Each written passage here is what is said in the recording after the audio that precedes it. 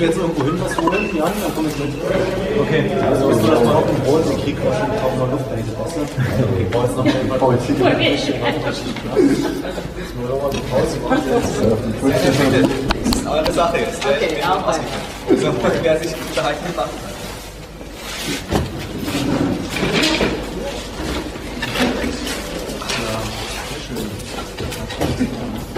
Ich habe gehört, wenn man eine Nachricht an 2 Personen weitergibt und die jeweils an 2 weitere, dann dauert es 32 Schritte und dann sind das 8 Milliarden.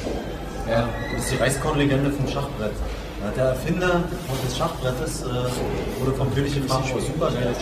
Was willst du dafür haben? One question. Stop. Maybe we can switch to English now. Or if there is anybody not speaking German that well, speak up.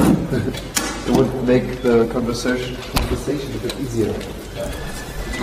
So I heard that this, if you do have one message and you spread it to 2 people, and these people also give it to 2 people again, it's 32 steps to have 8 billions.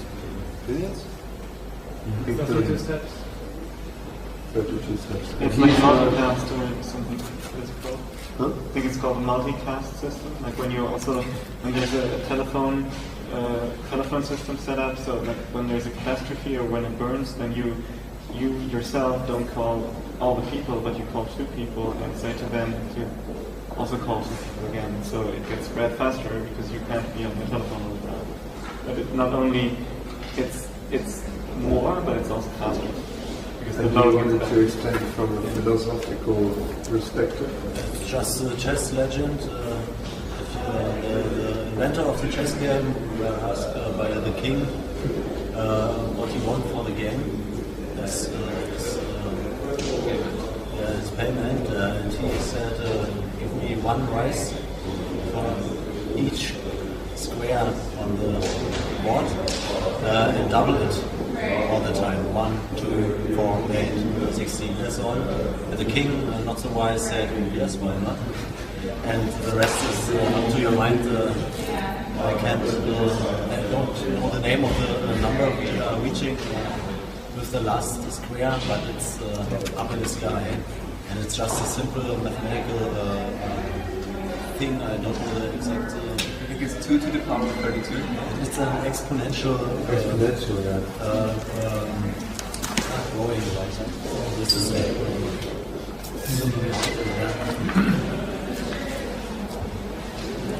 Yeah, it's very powerful. And so now we maybe, from my perspective, it would be interesting to go to the limits. Or I don't know what. Okay, no, I want to say I think it's interesting to understand on which square are we right now, as people who would like to do something good for other people and to improve society in general.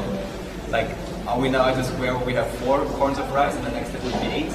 Because I think also that all these movements we have here are growing organically. We're like an organism always splitting. And now they also do very little. You only have them in very special places like here, and they're very small. But also here, the next day it can be double of that, So it's hard to predict when you will reach the tipping points that it will have a much bigger influence. This kind of work and art which is being done.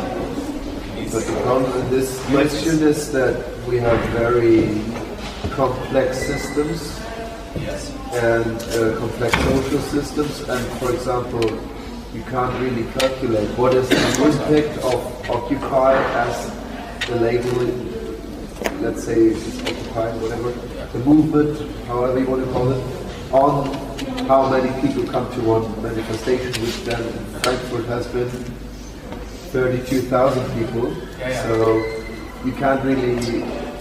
There are like certain events which are not in the everyday agenda, and then they influence the system very differently and can influence them with more power than the everyday. Yes, I think it's difficult to extrapolate from just a few numbers, like how many people were in demonstration and so on. But I think it happens on so many levels, like mentally, how people think, how people can deal with other people. And I don't want to measure it, I don't know, but it's interesting to get a feeling of it, and just to always know, okay, now it might seem small, but the work today might be very important because it can grow very fast. Yeah. And it's hard to predict, or the spreading of awareness. Yeah. And what is the goal also? Of course, well, everybody has his own idea of what might be the goal, and then we have to find the similarities and the common goals for this movement, but for certain parts of the. Do they have a list or whatever? We can have it. Can I make a proposal? Step? You mean step or a list of what goals? No, for talking, because I have like another, but not related to this, but just another question. For small groups, there's which I like because there's then no moderator to always see, is the 1 to 5 system. If you have, if you're 1, then you see, okay, I'm the first after you to talk, and then you know, okay, she is 1, and then I am 2, and the other person is then 3, and everybody sees, okay. That's you and then. It's not to the point, so. Okay. So what I like very much, and it's what I was noticing when I came in here, I don't know how many people are familiar with this, but if you look there, it's actually perfect. I don't know if you can Circle? see it. Up there, the flower of life. The flower of life. And this is Only also, geometry. in my analysis, is there as well somewhere? It's somewhere on the wall. Okay. Yeah, This is like, I think, the defining factors that from my analysis, the current system is working simply against life. From a philosophical distinction, it's mostly, in many of its parts, preventing life, preventing health, preventing healthy people, a sharp mind, a sustainable type of living with nature and so on. And what I think the people is uniting here, even though we might all have different ideas and different, horses we like to ride on, like to show off, that we all would like to have a system which is promoting life and supporting everyone, supporting people. And I don't think you need a list, at least not an official one. I think this symbol for me is like the perfect representation of what all these movements, no matter how they call, as long as they're interested in other people, this is what they should, or I think they are about. I think this is the common denominator. Yes? I had the idea, we mentioned like ants that are distributed. And then I thought that in nature, in like animal societies, there are also hierarchical structures and in what points, but they work, like the animals live, and I don't know, it's not, I wouldn't compare it to like the system that we have. And, do you have any ideas about the differences? What No, I noticed that it was a good idea to wait. My point was to the other topics too. You can also say that, or should I answer to that? Yeah. Okay. I just wanted to add maybe, just in short, that with the goal or the common goals is always to a certain period or to a certain functional problem or to a certain area. So we unite to make changes maybe in Berlin, to make changes in the social housing area or very specific things and rather unspecific things. So it's always a functional unification. So. Yeah, but I just think this can be the general principle. Yeah, that was very yourself a bit. wise also that how you said was it. wise to put it up here. He's very. You have to get to know. Yeah, I him. know. So I met him, yes. But to answer to this, from what I know, is that also here, very often, again, we have this projection. Like, to me, it's kind of, we have this fucked up system, we need a king, so the animals gotta hand it to. They got to kill each other too because otherwise they just couldn't compute it. But then when you look, just one example, I'm sure there are others, with I think deers, so like Kirche and and so on. And they say they have the alpha stack, like the alpha, and he's deciding where you go, and he's, you know. But actually, also here it's just a function because, at least from one study which I've read, they found out now that they are eating at a spot, and they eat, and at some point, if I'm finished, I'm like this, and then I'm looking. I want to go there. So the others are still eating, and they finish, and they look somewhere else. You know, they wouldn't look up probably, but they look in the direction they want to go. And in the end, the group is moving together in a direction where they kind of consented on. So it's not the alpha stack saying, "No, we go here." You know.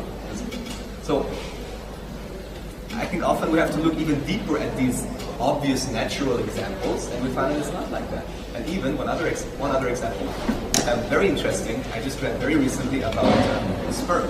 So when sperms try to fertilize an egg in humans or in probably any species, the official theory, and now think about it, how deep that goes, conditioning, is yes, the best sperm is fighting through and he's winning, and then we get the most healthy child.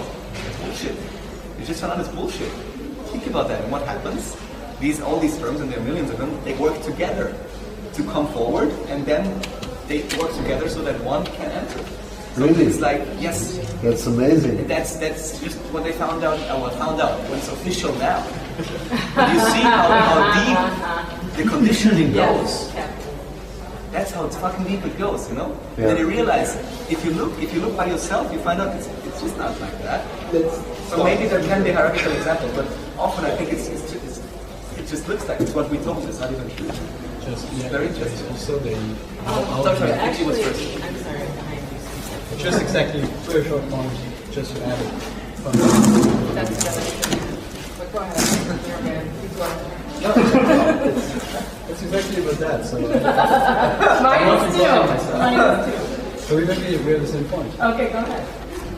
Like how they in books, how they show like this meeting between the sperm and the egg. Yeah.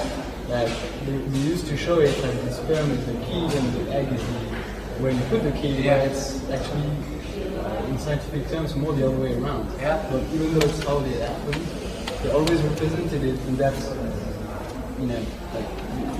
Yeah. Sperm is above. Yeah.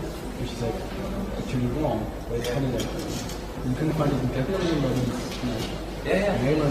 Patriarchy.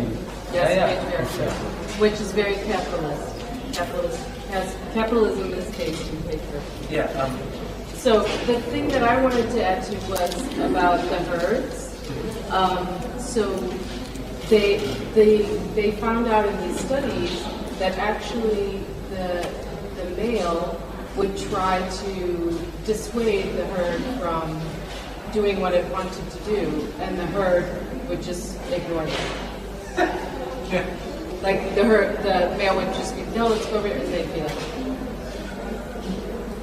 So they really were very anti-patriarchy. Could you help me to understand this? Could you translate maybe? Could you translate? I didn't pay 100% attention. Dass die That's Erde not einfach nice. den männlichen ignoriert. Wenn einen männlichen, der nach links geht, wird der einfach ignoriert von den anderen. Die gehen nach woanders hin. Ja, aber Alpha-Bestände. Der Alpha-Standort, wie auch immer, dass er sich nicht durchsetzen kann in eine afghanische Methodik. Do you have this study? I do. That would be great if you would give it to me. I will. Or to everybody. We should have a, how is it called? A list. Like a Moodle? Speeches. Like an online learning? The library of Autonomous University. Yeah, like the online library of the Autonomous University. Yes, that's a great idea. Like, how is it called? Online learning platform. Where you can exchange data. That's a great idea. File sharing. No. No, the file sharing isn't No, he means like a place, like a book list, a reading list, yes. Yeah. I heard Yeah. about that. It's like magic. You don't need a platform. Yeah, just do it. Just do it! Okay, I will carry the... Don't ask permission for creating a... Don't ask permission. Don't ask permission. Don't ask permission. There's one more, because you talk about patriarchy, interesting study, or meta-study, called Saharasia, or Saharasia, which says that probably is one theory, according to the things which they found over different studies, that at one point, many thousand years ago in the Sahara region, the people were actually living in a matriarchy and were living communally and doing some subsistence economy and just, I would say just living a normal life as you're supposed to live there. But then there was a huge drought, so they had no food, and that's when they started to become warlike and go around and plunder and pillage and rape and so on. And also it makes the connection between so-called emotional armor. So before that, people were emotionally very open, supposedly. They have various indicators for that. And just later, when they became warlike, they built this armor around it, emotionally speaking, so that we're all emotionally so disconnected that we can even hit another. Otherwise, you probably wouldn't ever even do something like that. Yeah? Wow. And so there is this idea that starting from back then, it slowly developed, and this patriarchic or hierarchical way of living has spread all over the world, and with bad consequences. This is one theory, but maybe you know another.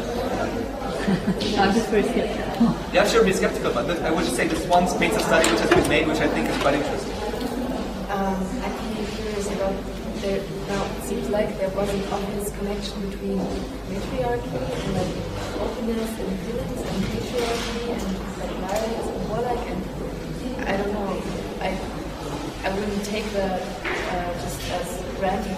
Yes. I think these connections are also shaped and not necessarily someone else's. Yeah. I'm sorry.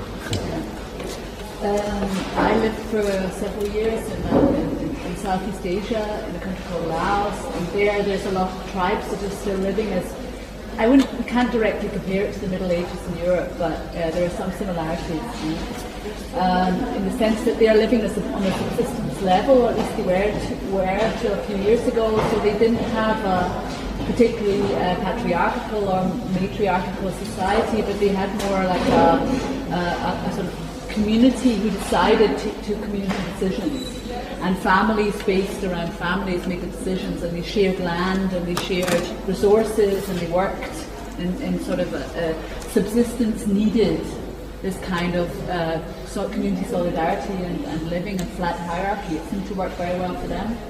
And during the period of time when I was there, the development and capitalism arrived actually, because the roads were being built. They were built by Germans. They were being supported by Americans. They were all around with a lot of influences, Chinese, and with the roads came all sorts of businesses. So what they were propagating was a system of capitalism and of economics, which assumed the completely backward nature of what they were saying. Literally, the vocabulary being used was they're living as in hundreds of years ago. They were living in a completely backward way and they need to modernize. And the system of modernization that was being propagated was one which was shaped by hierarchies, which was either you had training, official or qualifications and education, or you didn't.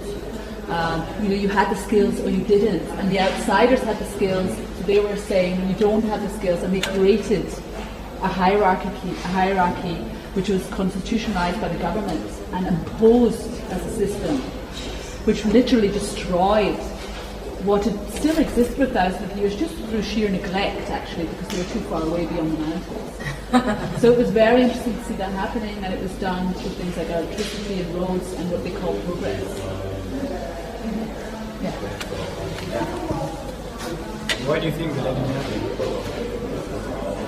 Like, where do you think when that's not it's a good question. What was very interesting what you said at the beginning of your lecture, because at the very beginning you were talking about promises, and they were promised because they didn't actually know. They didn't have electricity, internet, television, pictures of any kinds, books, nothing. No books. No books. And if you had a book, they used it for cigarette papers because they didn't have paper. So basically, they could come and spread the myth of capitalism in its purest form. They could spread it in its purest form. They would say, okay, so when you have capitalism, you have luxury. Let's imagine you don't need to work hard, and all these kind of things you can imagine one might say. So they could just spread the myth pure. And they said you would want to have a harder and easy life. So that's quite hard and easy. And they bought into the promise. The promise brought so many consequences which they couldn't imagine yet. It's like, I mean, this is a completely bad example, but there's a slight funny symbolic parallel to the idea of buying into consumerist culture which happened after the wall came down. I know it's not the same, because I know in East Germany they had, in Eastern Germany they had, of course, TV, they had a lot better access to information. But the idea, which was also discussed a lot at the time, that people wanted all the consumer goods that they saw their brothers and sisters in the West having, and that they bought into it. That's what they sold their kind of collectivism and their kind of freedom by buying into the card of Western capitalism. I guess you could compare it and say they were promised glowing landscapes. They were promised consumerism, pure and an easy life. What do you call it? Blue Landschaft? How do you call it in English? Flourishing landscapes. Really? Yeah. That's what they were promised. But they knew better actually. But never mind. But there you could argue that they got it pure because of the lack of information, something like that. I think it's very interesting, and I just want to point out that this is like one way of this brainwashing, basically, or like promising and then telling them there will be this wonderful world. And also it's interesting to go one layer deep and understand, like you said, what is modernization? Is that even good? What is progress? What kind of progress? So that we have many terms and also methods developed in society where we think, oh, that progress, that's good, right? Who's against progress? Yeah? Yeah? No one dare speak up. Progress is good, right? No, but you know what I mean? Yeah, so it's like these things which come kind of embedded in our language and in our methodology, how we approach things that are inherently political, even though they seem neutral. Yes, exactly. Yeah, so I always have this argument with people about linear time. I don't really... New York Times, sorry. Linear time. Linear time, oh yeah. Is 1, 2. I see time and space actually as spiral cone. Does anyone else here know that? Do we have any regard? That space and time are a spiral cone, that things are spinning this way and this way. And it's not a straight line. It's not like BC to AD. It doesn't really work that way. It's more spherical. It's kind of complex. But yes, but it's all in there. No, but I think this kind of time thing, if you're going to die, is very capitalist, because you better do it, now and yeah, and also I work with because they can utilize it to make you swallow things. You're going to die. You're going to die. And I don't really believe in death. I believe in transformation. It's a capitalist. They use it to sell things, but they are not the cause of this belief. Are they? I think they quite a lot are. Because I'm trying to tell you, let me finish and I'll tell you. So, I'm part Native American. And I go to these meetings with them and they're talking about, there is no time, there's no past, there's no future, there's only now. We don't believe in time. And I'm like, oh, Epiphany, I found you. Because that it's a manipulation. And it's a thought process that you have been taught. You've all been taught. I've been taught. And going and learning from my people, like that I was pulled out of, is so amazing. I mean, they're so on evidence. There's You need the power of now. Because there's only now. I don't know. However, it's very hard. It's very. Yes, the power of now. The direct hierarchy which exists, however, in these societies which are near to subsistence or have been near to subsistence and moved on, the hierarchy is presented by nature. Because if you're living directly from the landscape, and you're living from the forest, and you're living from what you can fish from the rivers, you are completely dependent on the weather and global warming and everything else that's going on apart from that. So they're not necessarily free from hierarchy, because they have the hierarchy of I'm completely reliant on whether or not it rains tomorrow. I'm completely reliant on whether or not the sun is shining. So it's not, they have a different, and the time that is dictating their day is the sun rises, the sun sets, and that's the hierarchy of their time. That's the time structure.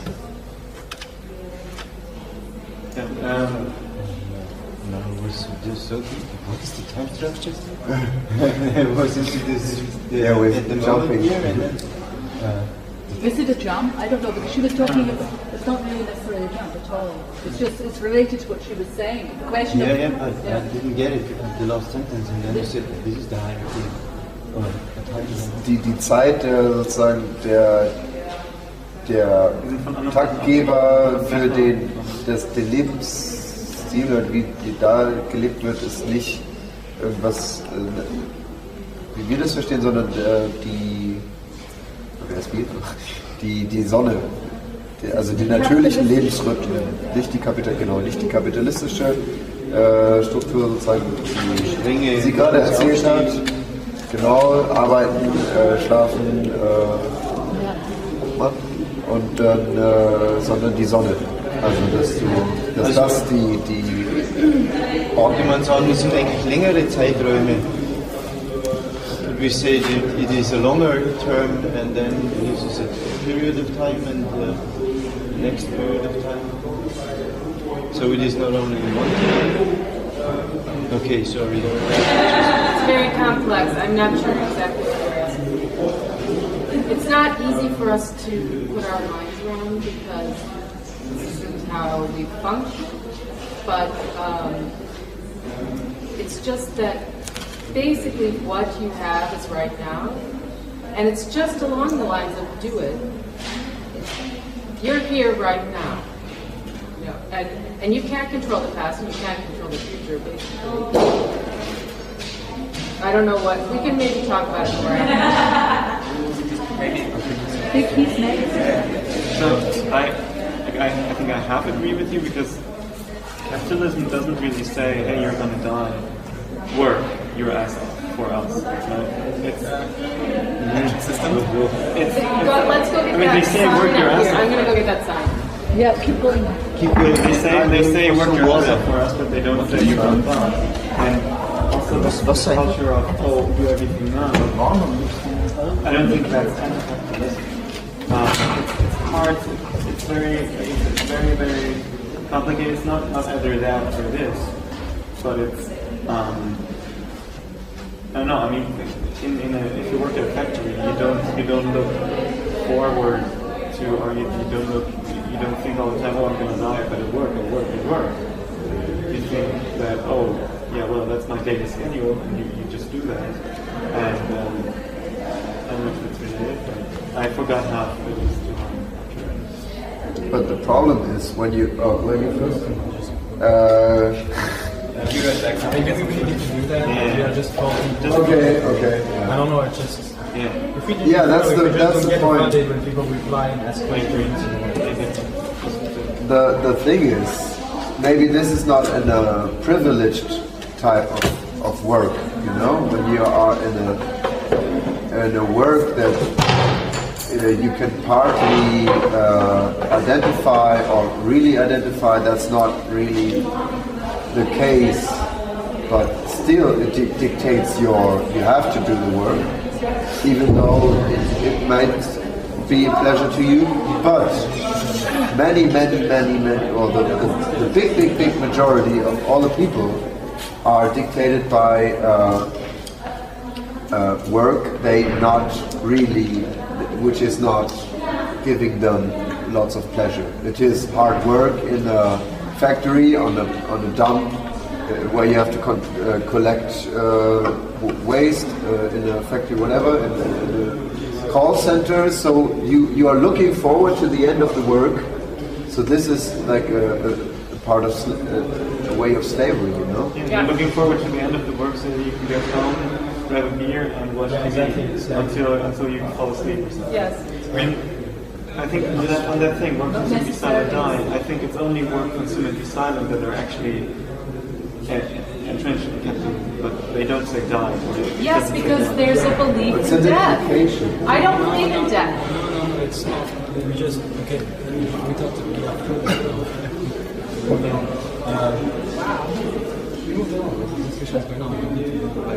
we are focusing hierarchy, that's the subject of our discussion is hierarchy, right? Yeah. We get off the subject a little bit. So I think we need to separate this question from... He talked about this in his lecture. Go ahead. It's all connected. We can go on. So, like, I agree with what you said, but it's like capitalism is something that it's not tangible, it's not fixed, right? It changes with society. Like, I mean, maybe you know, like Max Weber did a sociology of capitalism. Like, he looked at capitalism in the early 20th century and said, okay, what is it? What is the motivation for this system? And he basically said, well, this system is using the Protestant work ethic. Yeah, the work ethic of the Protestant. Protestant That's work what ethic, yes. And it's funny that this is completely changed now. Like we still call it capitalism, but it's not the Protestant motivation. It's not this ethical thing anymore. It's a completely different ethic, where people are not thinking about death anymore because they think they're going to live forever, they're going to consume forever, to eat the McDonald's forever. They're going to be young and to get more. Yeah, and that's what. So that's completely changed to me. Right? It's like this is not the problem. Capitalism doesn't. Capitalism is going to live forever, and with medicine you're going to get going more, and you'll be able to consume more and more and more. Yes, and you can buy your way into heaven. Or into youth again. Or you give the money to the church, and then you go to heaven, and you do live forever. That's true. I didn't think about that. Is it? Yes. It was less referring to like the spiritual meaning of death or whatever. Right. I mean, I don't know how to phrase it, but like, let's say I don't believe in death, but I believe in the end of my personal life. Yeah. So, and that I think is very powerful, also for what was said in the presentation, that it's like a personal responsibility. Like you get more responsible when you know that you either do your stuff or you don't. So was I next? Did you get your mic? Yeah. Okay, so back to your hierarchical relationship with nature. Actually, it's more, my information is that it's more co-creative. And there are many examples in nature of co-creativity, like certain flowers grow on trees, and they can't exist growing elsewhere. It's like a co-evolution. Yeah, but Native Americans also live their life. I don't know about the people in Laos, but that's how they would exist in a very co-creative way. And they would like honor what they killed. And they didn't see a real separation between them and the wind or the elements. Like they honor these things, and they're not separate. It's not. All is one. Really, honestly, all is one. They're not as far away from nature as the yeah. But I'm going on to another point. They're not as far. Where the groups that I met are much closer to nature because they're dependent on it. But there's a real dependency. So if it happens, it completely destroys their life for an entire year if there's too much drought, and it completely destroys their life if there's too much rain. So it's not a happy sort of happy hippie relationship they have towards nature. It's really life or death. It's really existence. It's either having hunger or not having hunger. And the more that there's global warming, the worse it gets. And we're not just talking now about these little groups that I met up there or anything. We're talking about lots and lots of people all over the world. And that is a really cruel hierarchy to be part of. And when I see our lives touching that hierarchy through our consumerism, it makes me really angry, actually. And makes me think we have to do something about our behaviour and change it. But basically, it's not. We would like to be freed from the dependency and the hierarchy of nature, and they do all these kind of rituals with their different various spirits and god worlds to try to get them to calm down and to behave better and to give them the rain they need and not too much and all this kind of stuff. They do all of that, and it doesn't work, you know. It's working a lot worse than it used to. So what they would like a new system of hierarchy, you know. They would like a new, well, maybe not with less hierarchy than it. They would like a new system. And they'd like a system to give them an easier life. It's just the only one they're presented as the capitalist one. And it kind of sucks because they presented it in terms of promises that seem to be anti-hierarchical, that seem to give them empowerment, and it's actually doing the opposite. Their children's children are going to maybe benefit from capitalism, and they are going to just sell themselves into slavery for quite a good long period of time before they get to see the benefits of it. So it's the promise of taking a society which basically works in a non-hierarchical way, who is wishing for a different system, presenting them capitalism as if it was non-hierarchical, and then sort of selling it to them. That's what stinks about the whole model.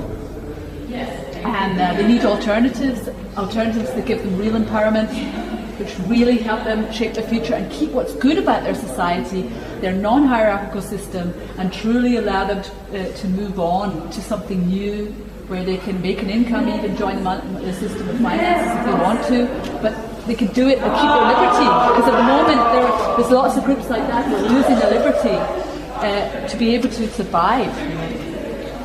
Yeah, maybe not, because if you want to focus like what can we fix about this, and maybe what you're describing is not necessarily inherent to a capitalistic structure, but more to an event of imperialism. Because it's almost connected to imperialism. Okay, you could argue about that. I mean, you had empires which did colonialism, which were not necessarily capitalistic. It's not always that. Of course, there is a capitalistic advantage to it. Like capitalism always makes advantage of what it got in terms of property. So they used it, but it was not necessarily the primary motivation. It was not necessarily the point where you fix a system. Like if you fix the capitalistic effect of this event, maybe you miss the point. Maybe you have to fix the imperialistic aspect.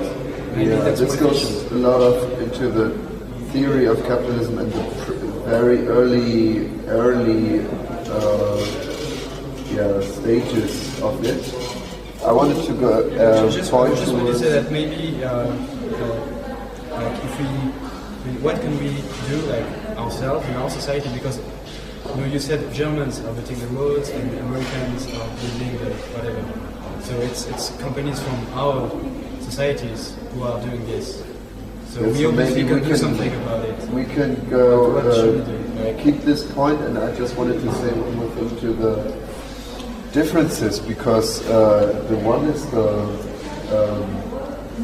like the spiritual way to see the connection between human and the nature, and like in a pure form, or not considering very much the natural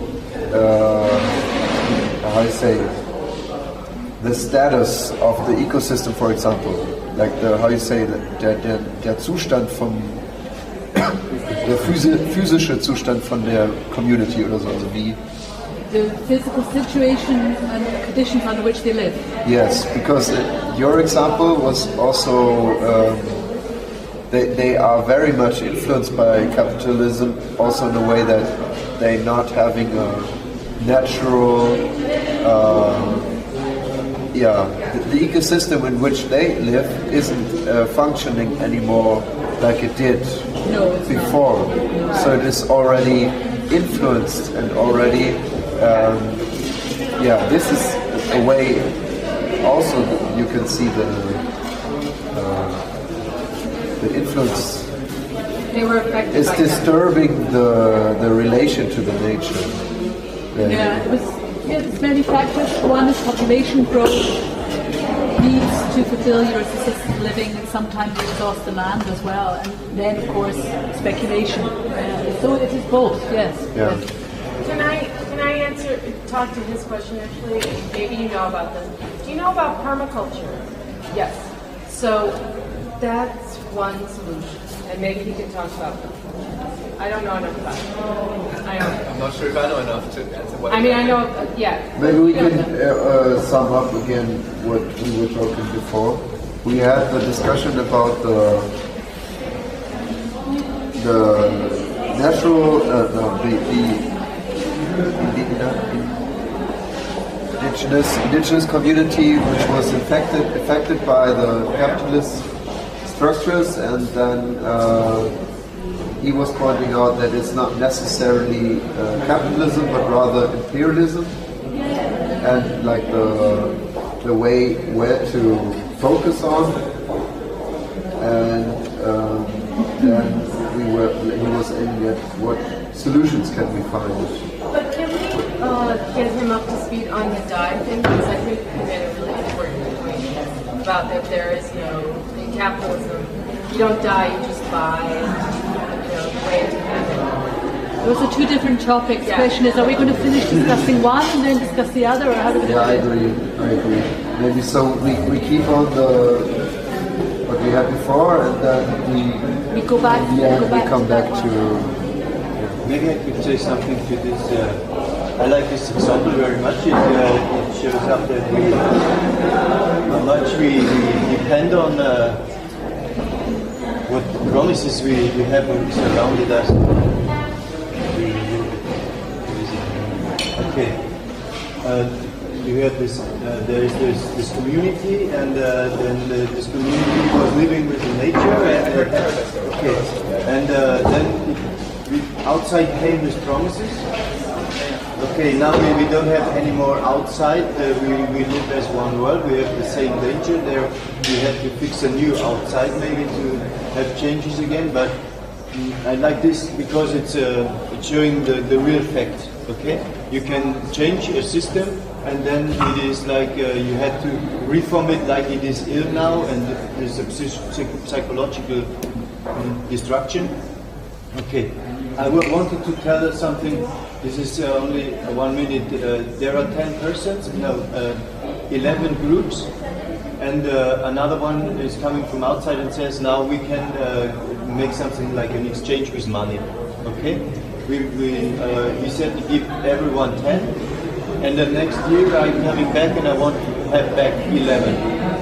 And this is for me it was something like a very simple example. What is going on there? We do have a closed system. There is no chance to get more money, so someone maybe had to lose. So the first is maybe there is a stop of sharing ideas. It's making ideas, maybe telling other ones this is a bad idea from the other one. So maybe have competition. Then I had to prepare myself that I could lose, maybe, and falling out of the system.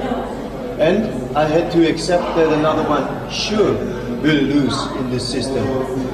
So this is the pure, simple way to find out what's going on with the competition. In the same way, maybe like your example. Now there is a chance to think of these simpler examples, what's going on and how to step back.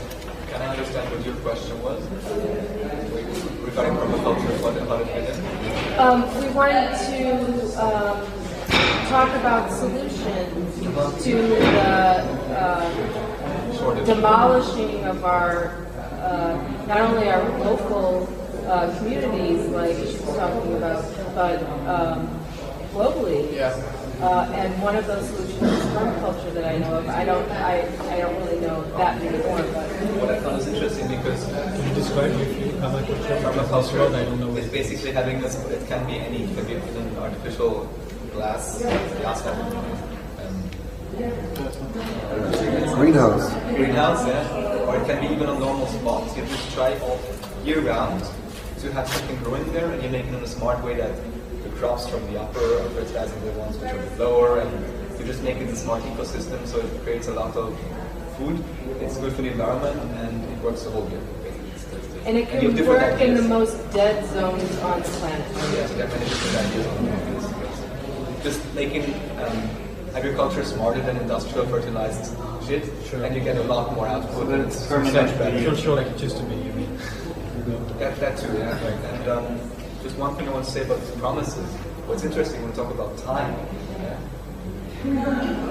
capitalism requires the concept of time. Because I'm giving you something now, and you have to promise me to give something back, otherwise I won't give it to you. And I mean, okay, if I go to buy a cafe, okay, maybe only 1 hour of promise time in between, right? But for usual companies, when they make deals, they always have credit, 6 weeks longer, yeah? So it's always of believing and of this promise, and it requires this accounting. And I also criticize accounting in every fashion. I think as soon as I'm doing something, then I have to write it down and say, but you give me this back, then already the economic system has a problem, or is problematic from a psychological point of view. So that goes into gift economy and so on. But I think there's a relation between time and promises. So the concept of time and the promise and the capitalist system is working together. So I would like to make an attempt to try to answer your question. Referring to permaculture, there are various different models which can be tried on those slopes. And in other slopes for other communities that are having the same problems all over the world. I would like to emphasize again that I'm not just talking about these little villages in Laos now. I'm just trying to talk about indigenous communities that had an intact society, that had some kind of flat hierarchy, and then have been confronted with the capitalist system spreading out into their zones and areas across their land and seizing their land, and what it brings for problems with them. Because the myth is, one of the myths which is related to a promise, creating a need, is saying your way of farming is unsustainable, there's no alternative, so therefore let us introduce plantation farming or some other kind of great big mega project program, and all the small little solutions which could have been tried out there by the communities that gradually developed, if they'd had the time, are just bulldozed over literally because their forest is cleared and that's their supermarket, so it's gone. So what can we do about it? One thing would be to boycott immediately and thoroughly all of the companies that make plantation and bulldozing, all the paper companies that are involved in it, and all of them, and to really inform ourselves and to boycott them instantly and not ever buy any of their stuff ever again. That would be one of the most easiest things without too much effort and work. From our point of view, would be to because I mean, no consumer power is not capitalism, but it is certainly the purchasing power that we have as members of the Western society. That's one example of what we can do. Like the thing about, if we talk about producing food, and it's amazing that it's so, I mean, in a way, it's very new. Like it's maybe since the Second World War that we got this way of industrialization of producing food. Like food is not food anymore; it's a product, and all the consequences that we have in this. And so one of the reasons which I've heard is that what happens is that you have all the chemical companies working for the states to produce bombs and chemical weapons during the First and the Second World War. And after that, what you have, so you've got this big producing chemical company who are, like this is the state because they had to win the war. And on the other side, you have a big need you have a food problem really because people don't have enough food in those war countries. And so the two mix together, and we have 50 years of industrialization of food, and what the consequence is that we have is we have no cancer, like brain cancer or testicles cancer or brain, all sorts of cancer that we have in our society, and they don't have in India because they still have real food, not a product food.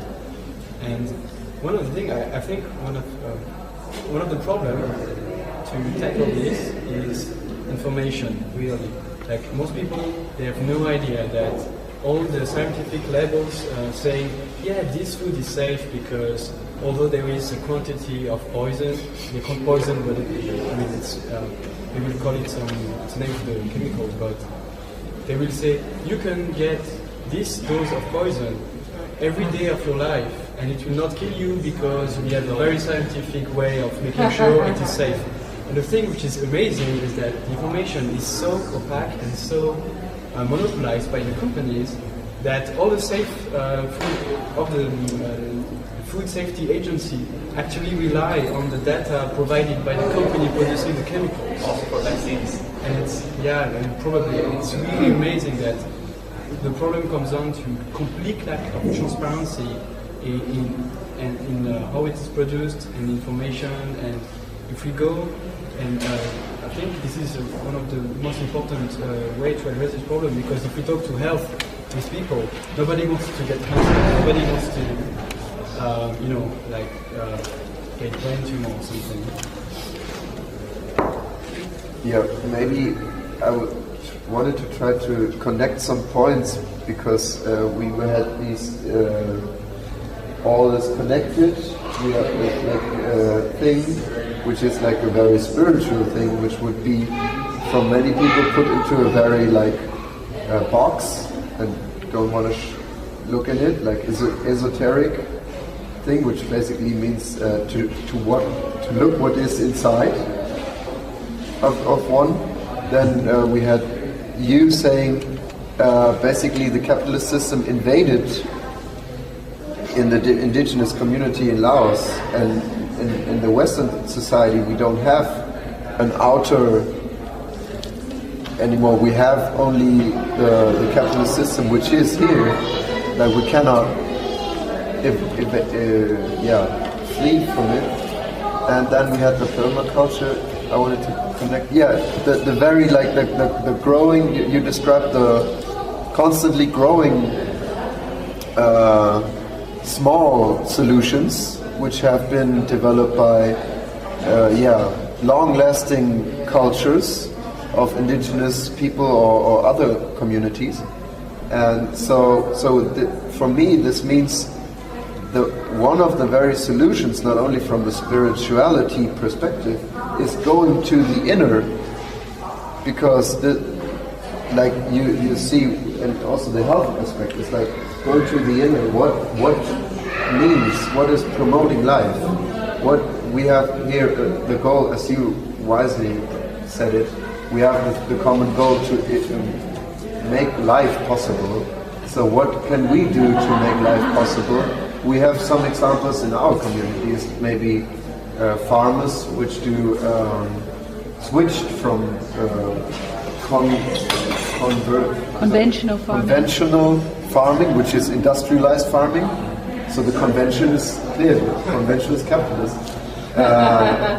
And switch to organic farming, and they have not only the knowledge of the organic farm, but have a sustainable lifestyle. So this one, path for me to where you can see many connections to other things. So I just wanted to clarify something about permaculture, and that is that it's not, people aren't looking at it as just this solution of food in these dead zones. What they're looking at least the people that are working at tech and Occupy Wall Street, they're looking at the concept of permaculture. That where there's a dead zone, you can make life. You can make things in these dead zones. Don't believe the dead zone. There is something you can do, and you just have to figure it out. Like one thing that they developed was something called the permabank. which is I have a bicycle, I don't really need it. I'm going to post it online. What? There's an app for that. Right. Well, we developed. Oh, cool. Yeah. I don't know a lot about it, but the tech guys developed something. Yeah. To do that, and also with people. So it didn't just go with objects. It went with I'm an accountant, and I'll give you. You know, it's like a barter system, but everyone's on there, and you can get and they call it permabank. So what the tech guys want to do is like develop lots of perma whatever. This would be like rather sharing and it's mutually. So there's actually a word for it, collaborative consumption. I don't know if you know it. It's like a general movement of platforms, ride-sharing platforms, general sharing, stuff sharing platforms. So whatever, if you have a drill that you only need whatever 10 minutes in the whole lifetime, then you share it. Like this is an example. Exactly. And by a trillion times. And what I also wanted to say regarding the spirituality point, like I think. The thing is, we don't even have to label it as that way, or we don't have to.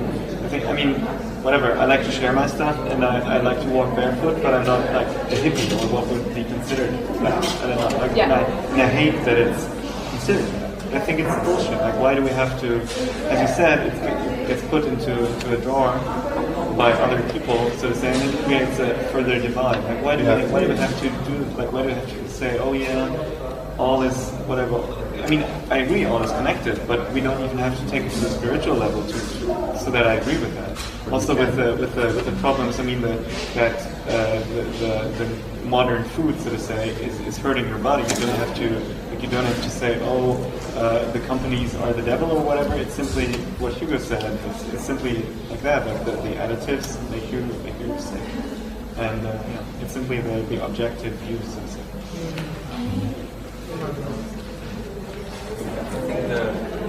I agree that this labeling is making problems, especially this esoteric stuff, because esotericism is bad. It's something for crazy people, right? That's what you're supposed to believe. So then you don't open that drawer. Maybe there's something interesting there. Usually, in most things, no matter how bad people think it is, there is something interesting inside. I agree in terms of to learn again to look inside rather than outside. Also because it makes you independent and it allows you to act now. Because while I can agree that boycotting paper companies and so on, sure, yeah, why not? Yeah. But the thing is, what I can do now is I can watch out not to waste paper. That's the one thing I can do now for myself. And you really need to understand, what each of us can do individually without dependence on others. So I don't have to find 100 people to start that. I just start. Yeah. And that's the real important thing, to just what can I do right now? That's the only change I can control. Well, can I take this time to actually clarify about the whole spiritual esoteric? Do you mind? I would like to, because we're still answering this question. We really haven't found an answer to it yet. He said, what could we actually do concretely to solve the situation over there, and all of these people that are desperate. And if we round it up with maybe this answer, and then we can move on to the spirituality thing. And I was wanting to go back to the spirituality thing as well. Okay. So if you want. All right. I just didn't think we answered the question at all. Actually, I mean, never mind. But I can say too. We do it.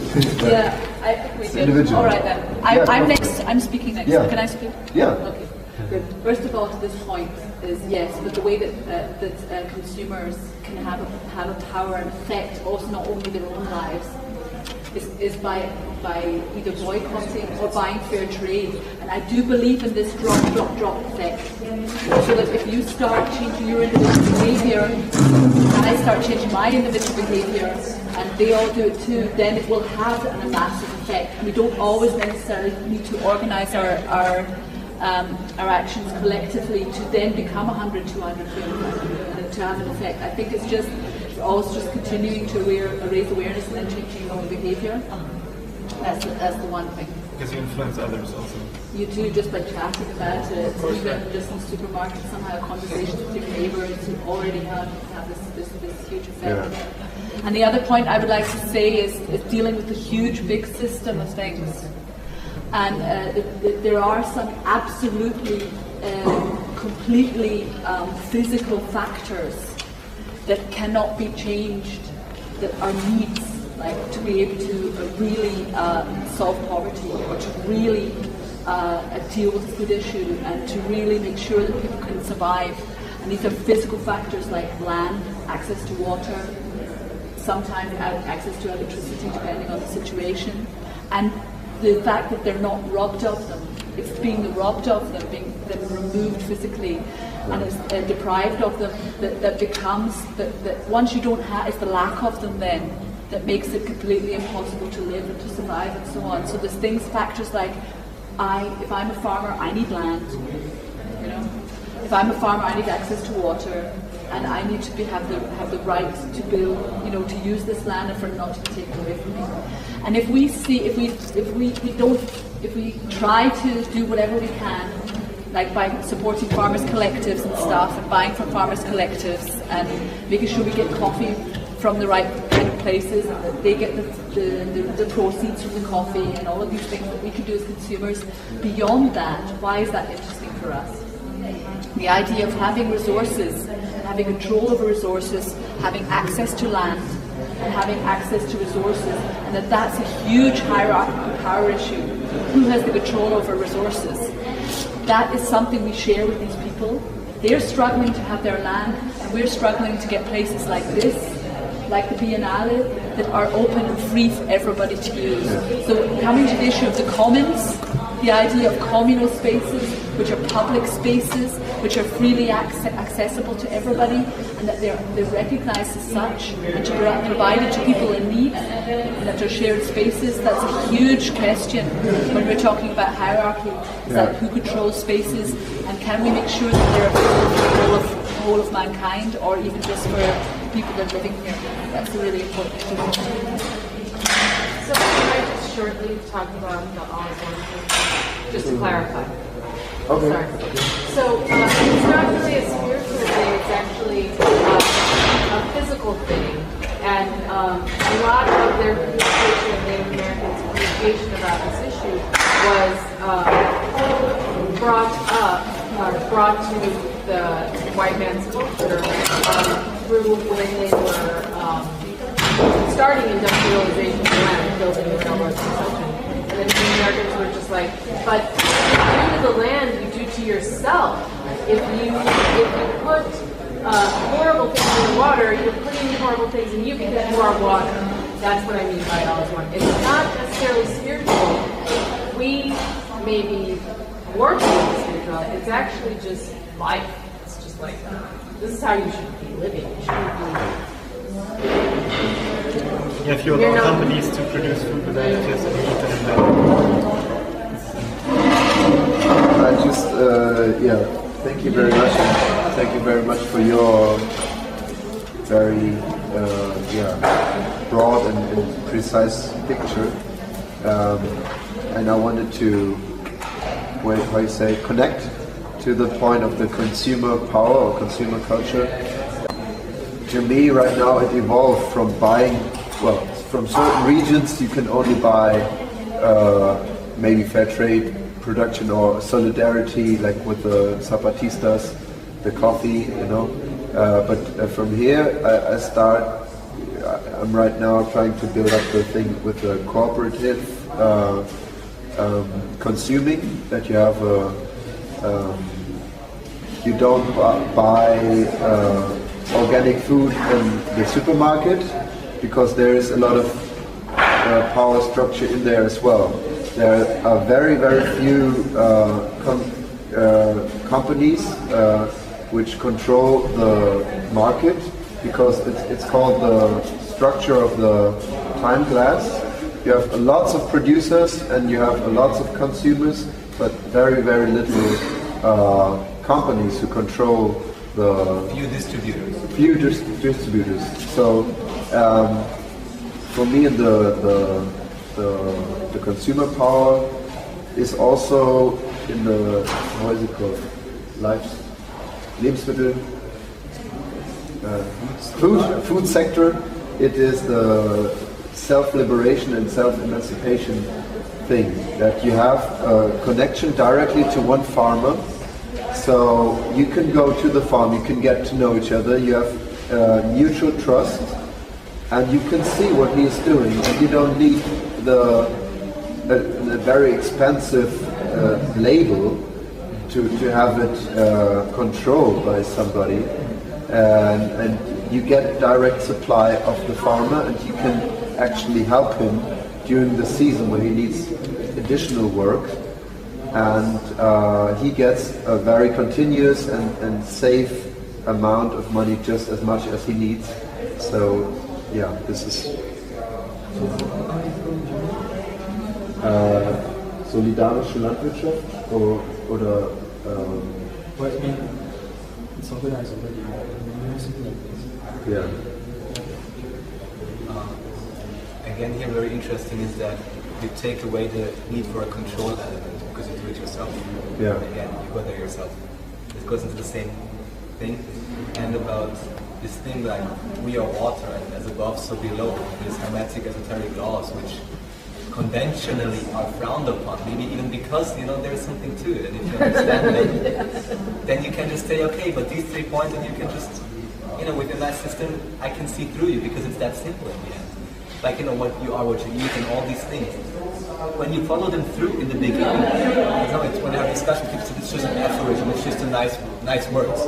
Yeah, they are nice words as long as you don't understand them. And you just really have to go deep into. Then you see, even scientifically, I can prove this. And you know what? In the end, it all comes together. Just different methodologies take a different amount of time or a different approach. And the one thing I wanted to say about this solving hierarchy and building commons and regaining your land and all these things, I completely agree. And here again, exoteric, esoteric, as above, so below, as inside, so outside. I think it's important to liberate yourself in your thinking even.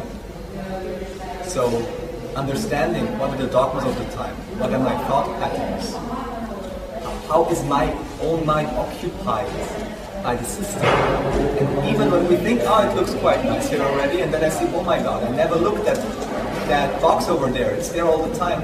It's also part of the system. I'm just realizing that now. And I start to unpack and say, is it really me? Do I really want that? And it's all only going on in my own mind, and it's crazy, and it just keeps going on. The further you go. And the hole is very deep. And I think that this is an at least equally important area, because once I realize it here, automatically I will implement it on the outside as well. So if I'm against censorship, is what I said, I'm not campaigning, I'm not demonstrating, I'm never going to do something like that, but I start to say what I think. And that's for me, that's the real change, and that's the change I can control. So I just want to make the interconnection again, that of course, when I see somebody who's living without money, on the outside I will say, wow, that's an inspiration for me, so there's feedback, of course. But I think I just want to emphasize the importance of the esoteric view and the inside view.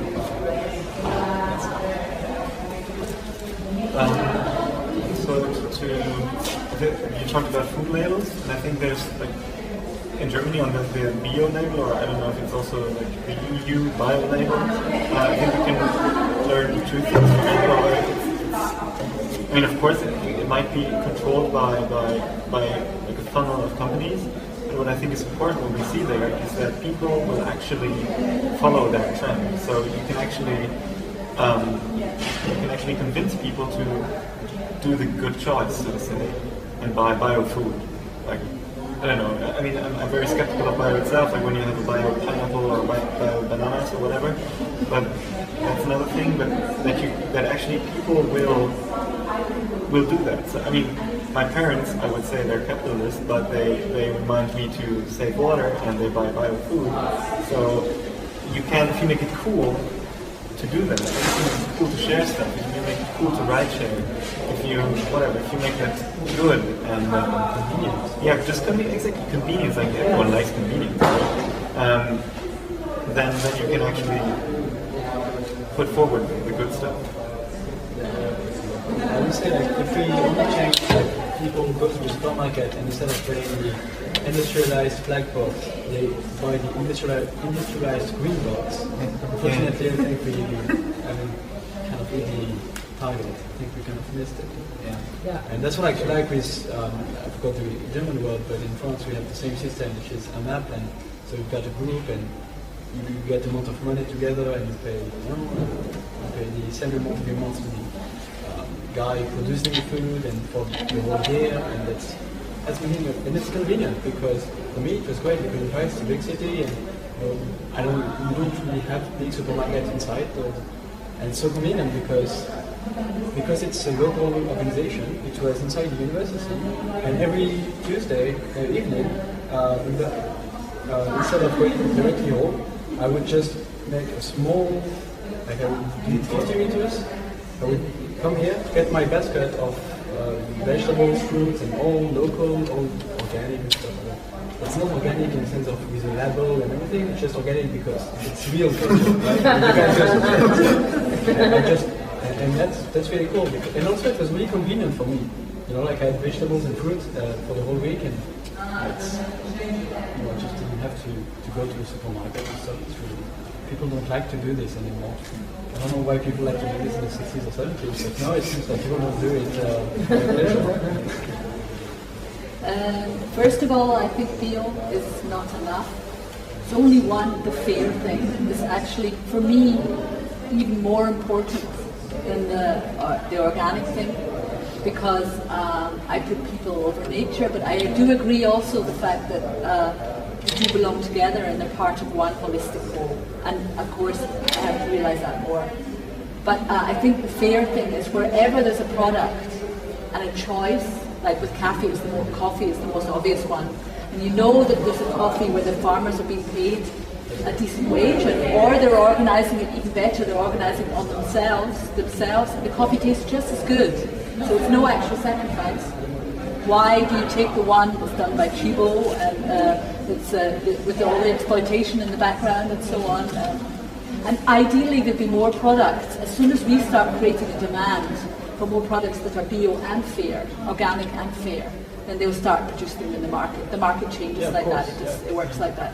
So the fair issue is really, really big one on my personal agenda. And I hope that's going to become true for other individuals. The other thing is, I mean, this is especially for products we can't produce ourselves. But I don't think we're doing really poor people of the world any big favours by trying to buy products from the other side of the world that we can produce ourselves. And I completely agree with you, and I'll come back to your point with the collective idea and buying from a local farmer, because we'd actually liberate all of those indigenous peoples that are about to be forced into producing for the international market. Because what happened at the last crisis, the farmers that actually weren't linked to the international markets weren't affected by the huge financial crisis at all. They kept going on as they were before. They were completely intact. It was the ones that just joined, where the prices dropped and that are involved in speculation in foods. The prices of foods are going up and down all the time, and if they're being produced, convinced, stop your culture of producing all sorts of different stuff and just produce a monoculture because you get more money. And then the price is speculated on and it plummets, then they're completely, policy. It's disgusting. So basically, we would help them a lot if we bought everything. We'd free them up from the market and bought local and just bought the stuff from local farmers, and we wouldn't even need to buy it. We would never become dependent on the international market. Yeah. One addition to the fair and the organic sector again, I have seen that in the supermarkets now, it's hard to find fair bananas, and they have just the organic label on it. And for me, it was like, okay, they sell the people this is the better banana, and the worst banana you can get there, and those who are a bit conscious buy the organic banana, and they don't buy the fair one anymore, because, yeah, the people have their, how you say, Befriedigung. Greenwashing. They exactly. satisfied their conscience. They satisfied their conscience, and they didn't really relate to what it's about. And then again, we had the. I agree. It's better to consume less products from elsewhere, whereas like farming for the European markets or the US markets or international markets. But then again, you have the choice between in coffee. It is, especially in others, maybe it's emerging. With the very local communities for the Zapatistas, they have also a revolutionary perspective. It is a social idea, it is an economic idea to support them, and they have the revolutionary perspective. So there again, in my personal acting, I try to go to what really makes an impact, and well, reduce my coffee consumption, but also look the fair. No fucking way, that's not happening. It is hard, but no, I'm never doing it. It is hard, I agree. They want to make money, the Zapatistas want to make money, give them some money, come on. No, just, yeah, and there again you have others. There are others who have a price much above the fair trade label, because this I haven't seen so much through it, but there's also things going on which we don't see directly, and so it's like, again, there you can support union building and social processes going on. It's not just the label, not just the wages. What I would just like to point out is always important to understand this. Please see which tools are given to you by the system. Because if you're a slave, yeah, your master will not give you the key to your life. It would be fucking stupid to do that, right? So what I want to say is, the whole idea of consumption power, and I agree, there are areas where it works and it can be a force. But in general, this whole idea of consuming and using money to solve the problem, which is inherently associated with money, or voting for another party if the whole political system is part of the problem, and to realize, where am I giving a method to like feel good, you know, because I voted green, I'm fine, right? It's not that simple, and the real change, responsibility comes when you actually, like you said, go there yourself and check it out. Is that really good food coming from here? And it never stops with these substitution acts like voting or buying or something. Just again, responsibility given to somebody else. That's not where the change happens. The change only happens if you go there yourself, or you do politics by yourself. You talk differently yourself. You live differently. You act differently. That's all. But that's my view. So that's the question. Is it like, is voting green, is it making the problem worse? I mean, I think because it's a pacifier. Yeah, exactly right. Exactly, yeah. You can argue about that. So, like, is it when you do it slightly better? Like when you buy bio, is it slightly better, or is it like created by the company, so you shut up, so you don't do more? That's the question. And I think it's better. It's better because people's consciousness walk towards it's like, as opposed to them doing nothing. Like if there wouldn't be the Green Party, if there wouldn't be biofood, they would just buy the shitty normal food. So they wouldn't, like their drive, or let's say drive of most of people, doesn't go much further than that. But it's okay. It's completely okay, right? You just have to make it more convenient. And right, I wanted to add a further point back to capitalism, that we have to not we have to just not make other. What did you say? We have to just not make other people work, or we have to say, well, then we exploit them. Yeah, or something. And then the capitalists always say, well, we need to create jobs, or we need to like. What would they do otherwise? Like, what would they do if they wouldn't crop bananas for us, right? They have to work something, and so that's the issue where the capitalism as like the, I don't know if it's called egocentric or capitalist-centric view, where we think, or where the capitalists think that without the system, everyone would go for broke, and it would be bad. So I'm basically for a three-pronged approach in my personal life, and I haven't achieved it yet, but maybe I'm going to go there. One is what I can do on an individual level to change things.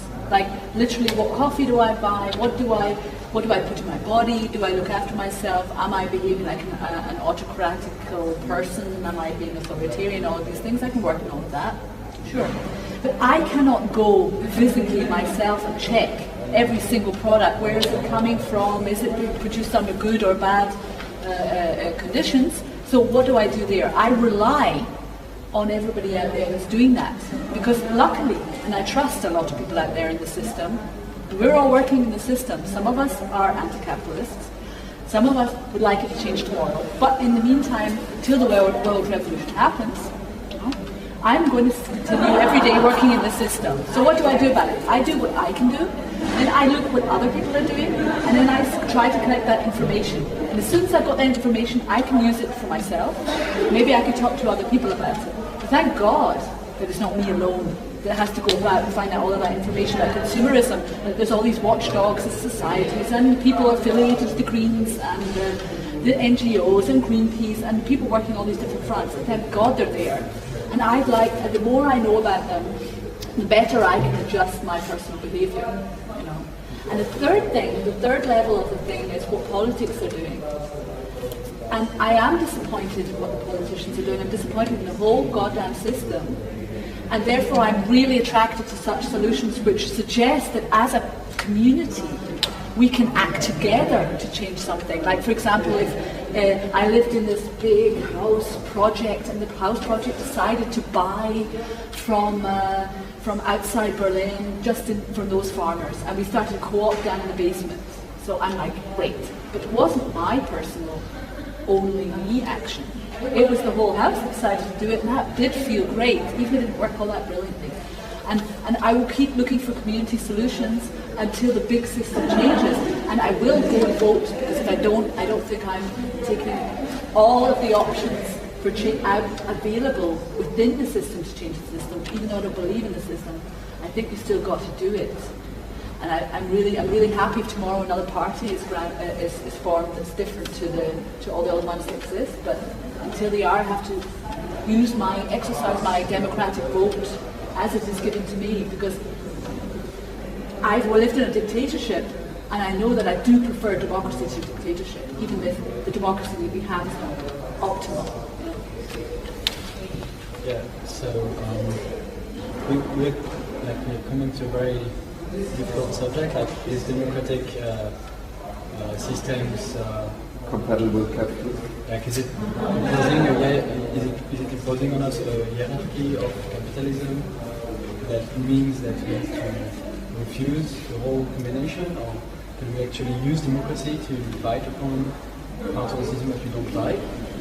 And one of the things with your whole presentation that I didn't like is that you were making a description of those hierarchies just as if the system or the organization itself was producing the domination, whereas in my opinion it's not so simple, and the same system, a system which looks the same, can have very different effects on the lives of people. I mean, if you look at the Eastern Europe, there was a lot of self-labeled democracy, but they were not really democracy, right? Because the same system in the pyramids, same hierarchy in the pyramids, but not the same life. I mean, you were not living under the same conditions, because on one hand you have like to make it simple, like there was the truth or the communist truth or whatever, and there was no other opinion allowed. In our society, we have multiple opinions about it. We have Green, we still have communist parties, we still have liberal parties, we have many different. That's actually a very good thing. And what better system do we have than both? Of course, we can improve many other aspects. And I really believe in open data because open data brings more transparency, and it's like getting a kind of maybe hacker elite into political accountability, and that can fix a lot of stuff in democracy, in the way, not in the way we give responsibilities to elected people, but in the way the elected people are going to be checked upon what they're actually doing, which is a way to get rid of blind trust with the politician and get to something more democratic. And so if we acknowledge that we can do it, that we can improve the system, there's nothing wrong in voting for parties which are actually promoting those changes. It's really important that we do it, because also democracy is very important for stability and order of the society. We don't want to have civil war. We don't want to have. We want peace. No, I don't want that. And I don't want. I want it to be like something. It takes more time, but okay. So what I want to say is related points. The one is I think it depends on how deep you think the rabbit hole goes. I think it goes way deeper. You talk about Greenpeace. You talk about Greenpeace, and I just recently had exactly one example of Greenpeace acting in favor of these pulp and paper producing companies. I have to look up the sheet. That's available out there.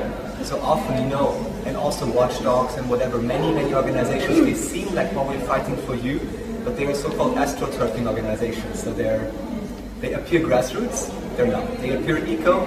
If you look very closely, they are also part of this whole structure. So that's the one thing that I think it goes deeper than that, and also with democracy. For example, also today, we have opinions that are allowed and opinions that are not allowed, or opinions that are structurally rather silent, others that are louder. So I just think it's a structural thing, and it's not that obvious anymore, because before you had a dictator, it was clear, he's the asshole. Very simple.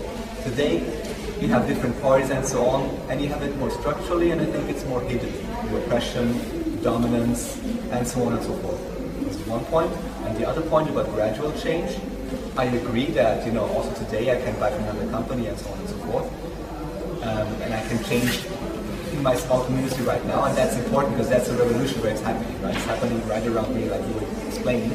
But at the same time, I think we never have to lose sight and be radical, and not be afraid of being radical, and saying, where do I really want to get? Of course, I can only take one step today, but that's where I want to go. I'm not going to stop. No matter what awesome party, whatever they open up, that's the goal. I'm never moving 1 inch from that goal, because otherwise I'm getting there.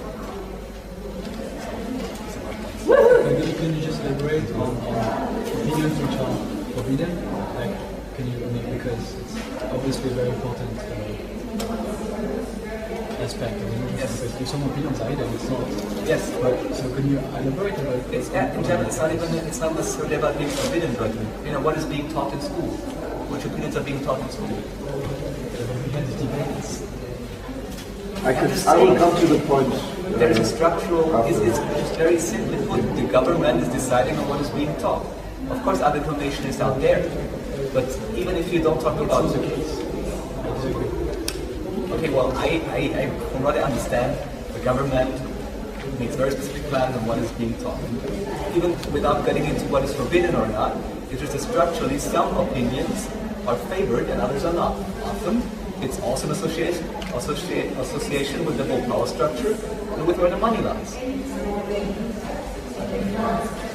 Why would there be a problem to make us a beautiful Wait a second. Sorry, meanwhile I was doing like this, and then it's going on and on and on, and another one. That's true.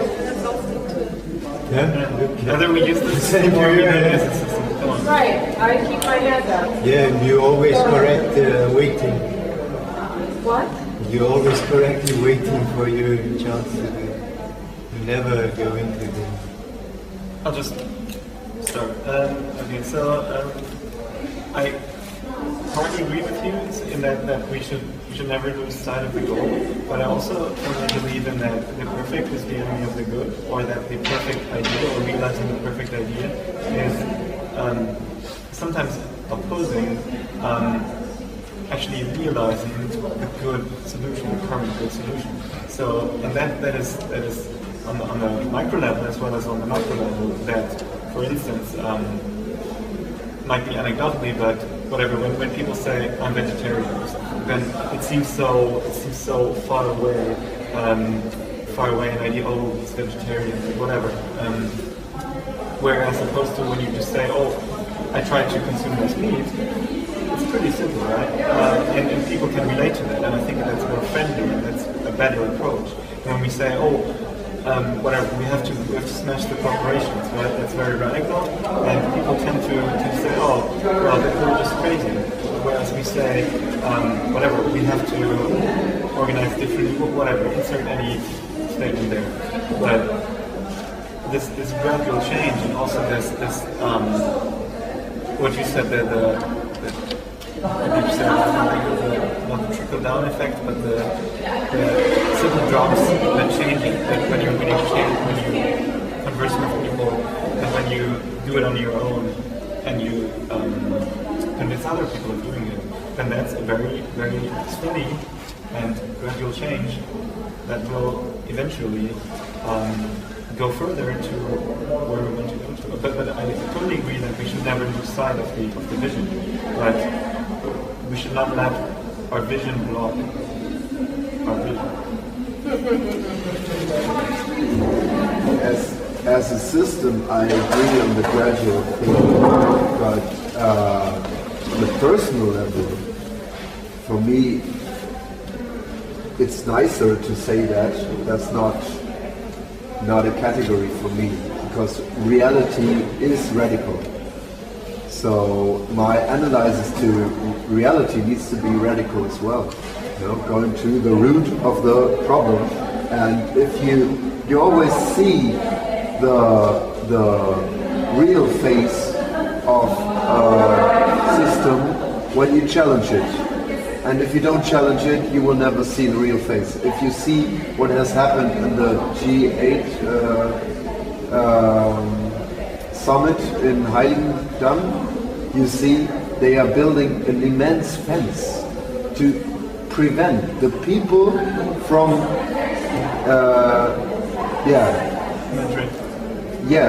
it's like absurd, you know. And if you see what the police, and it's not like all the how you say, wie sagt man hier, die Geheimagenten, Geheimdienste, secret services, they didn't disappear after the fall of the wall. It's a myth, the end of the history, like there was this guy who said that. Now is the end of the history, and come on, every day so much bullshit is happening, and people are dying from all this. And just watch this presentation of I can give it to you. Presentation of Jörg Beckstedt. What has happened in this friendly German law system, where absurd and cruel things were happening, like doing all to get him into jail. So you can see what the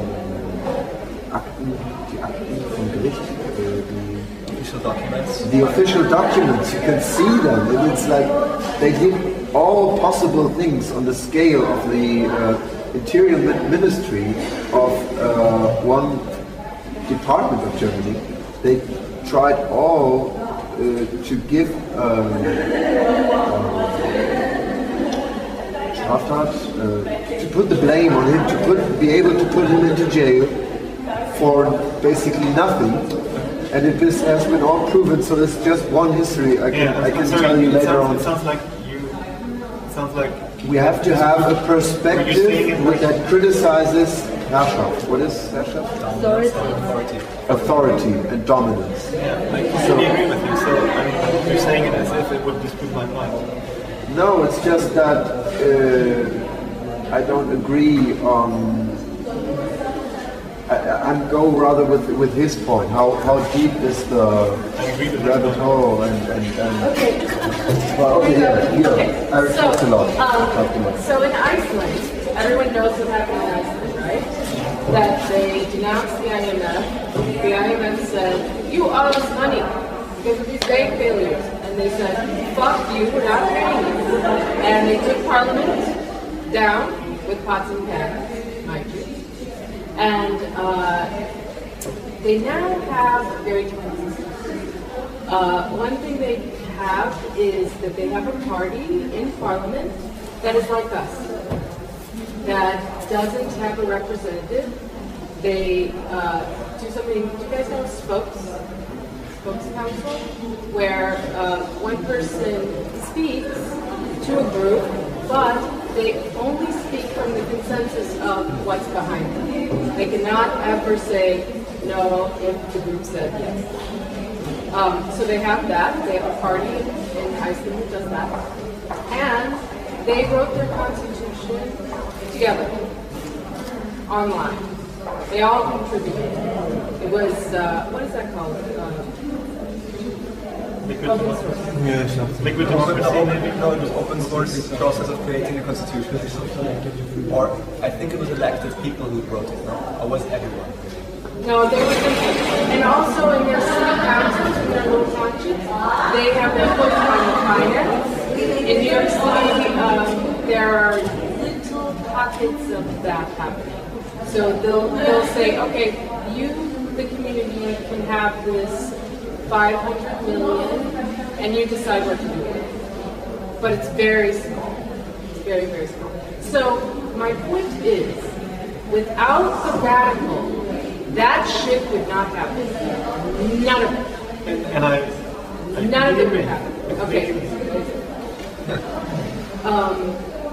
What is radical? Without the stance of this will not stand, we will not stand for this, then it will continue this I completely agree, but what I was saying is that we don't have to impose that on everyone. Like, of course, it's like the people that are radical. Yeah, so then I even more agree. He never said imposing, he always talked about himself. Yeah, okay, then I didn't formulate it. But I don't know. Yeah. And the greenwashing. There is a question of refusing to participate in the democratic system because it's inherently good to help in the process. I'm just saying, making an assumption that this democratic process right now is actually benefiting the people, which I don't agree with. It's not perfect, but it's better than. I point out that Rachel is next on the line. Make your point. It's all important, but it's about the participation in the democratic system. Okay. Well, one thing I could say is that the democratic system in the United States with the presidency is very different. It's a two-party system, which creates polarity. I want to answer what you said already about democracy. That's what's coming now. So if you want to answer directly to that, go ahead. Am I supposed to be talking? Yeah, you're supposed to be You talking. said it's different. Oh, okay. Well, the polarity really shows how actually they falsify this polarity. There's no difference between these motherfuckers. Not one little itty bitty thing, but they create this lie, this facade of polarity to keep the people. Oh, their abortion rights. Oh, they're going to protect us. Oh, it's bullshit. And they play on these religious things and they do all this shit. It's a fucking lie. It's the radical. And so, Yeah, okay. Let me say one sentence. So, why I don't agree with the democratic system is because I will not go with the lesser evil, and because I also see this dialectic just a bit more complex in our party system, in our watchdog, NGO, blah, blah, blah, blah. I see the same dialectic. That's why I don't go with it. I do politics myself. Here, for example. I have a problem with discrediting democracy as a whole. I have a problem with discrediting individual institutions within democracy. So we started with Greenpeace, right? And your argument was with Greenpeace, the basis they supported, I think it was palm oil. Okay, let's say I don't agree with their stance on palm oil. This does not give me the right to diss everything they have ever done. They do good work on environmental issues and they do it in a radical way. And I respect that. So I'm not going to allow anybody to dismiss Greenpeace just on the basis of that. And we can go on to other organizations now. We can go on to a lot of different organizations. There are politicians that I really respect that work within the United Nations. So I'm not going to diss the whole of the United Nations. I may be not in agreement with some of the things they do within the world. I may not be in agreement with their stance on some things, but it does not mean that I could just say, get rid of them. You know? Let's be honest. I sometimes watch TV. I admit it. I sometimes watch TV. I enjoy a film now and again. I am going to say it. But so I do not dismiss all TV. There's some brilliant TV on there, satirical, critical, educational TV on there. So we have to differentiate. As I said before, I lived in a dictatorship. So I know what it means when somebody just disappears off the face of the earth and you never see them again. I know what it does to their families. I know what it does to communities. And I know what it means to live in fear of what you say, because they have repercussions for anybody you know. And they have repercussions for yourself. And you may, as far as I was concerned, it didn't matter. I just don't get my visa renewed. I get chucked out of the country. That doesn't matter. But what it means is that if somebody dies, disappears, ends up in a jail, which is the size of this space in between our feet, 14 people sweating in a hot cell, or dumped in a hole in the ground and have the iron put on top of them, coming out mad, you know. We just need to be aware. It's not about that. It's not about that. It's just that we should be aware that there is a difference between dictatorship and democracy, and respect the fact that there's a lot of brilliant people, great education in the land that we live in, and we should trust them. And they may be working in our government. They may individuals which we respect because of what they think of and their opinions. They're working within our government. So we cannot diss the whole government. We cannot dismiss the whole entire system without differentiating. I know I want to change the system too, but you're not going to do it by persuading people that are within it to give up the whole thing tomorrow. It's just completely unrealistic. What you have to do is convince them there has to be change. But you do have to recognize the things that work. Because they developed over hundreds of years. The things that worked in the 1960s, the revolution that was created in the 1960s and the things that were fought for and established, they worked. So we have to talk about them and if they're being, and step for step, all of the rights that are being taken away don't exist other places, they exist here. Now if they're going to be taken away from us, we have to fight for them individually. Oh bang, there goes our freedom of Versammlung, the right to meet. Let's fight for the right to meet because it's being taken away from us right now, right here. So let's deal with it as it happens, as the rights are undermined. Let's look at each specific issue and fight for it. But let's not say we are living in a dictatorship because because we're not. We're not actually. Yeah, I completely agree with you. And so is this like? Oh, sorry, what's your point? Sorry. Okay, sometimes I thought about this. This is you do have a group, and they do really good work. They start with a good idea, and then it starts also that we discredit this, and the system starts to discredit this group, and then they spread about them bad things, and at least these are people working And so it is easy to bring this discreditation to the personality base. They are doing functions, and I like that they're doing these functions, like you explained. They start to think about the whole and try to change it a little bit. And it is very important. This is the development of all these things. And so how is it able to stop this? And it is always the government or the higher level of positions is never, it is not able to talk to this high level. So maybe there is, but it's needing years maybe to talk about something and change something. And this is the problem. The up is always able to stop down or change down, but it's never able to talk to the up system. And but these are also persons. These are people. Yeah. And how can we find out that we're working like this sometimes, that something is coming up to me? And I also, I'm not, I don't take this chance or don't take this, I'm not able to give a response to this, or, okay, this is a low level maybe sometimes, then it's a high level, then it's a very high level, but it's always the same.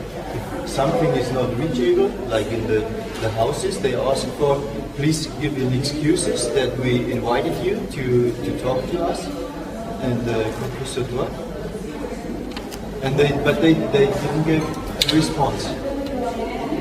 So if something is not reachable, it's blocking everything. Just because I'm leaving, I just want to say goodbye because I'm leaving for good now.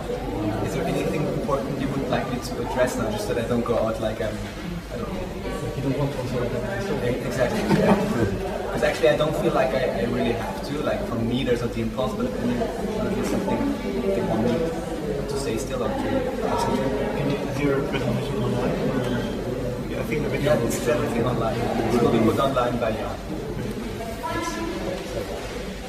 We should, I think in my opinion, we should never say that all the parties are the same. Like there is left and right, Republicans and Democrats are the same thing.